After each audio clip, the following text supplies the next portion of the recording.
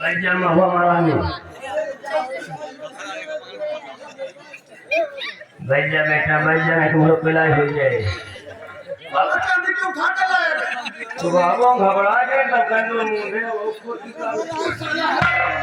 हमको बर्बाद कर दिया।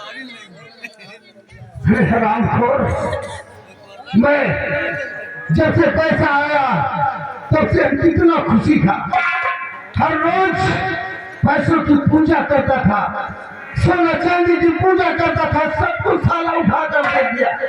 अब मैं कैसे जीऊंगा? मुझे लगता है मैं मर जाऊंगा। ऐसा कर, हमारा बेटा रंजीत दिमागी लड़का है, पढ़ा लिखा लड़का है। हम अपने बेटे रंजीत से बात करेंगे।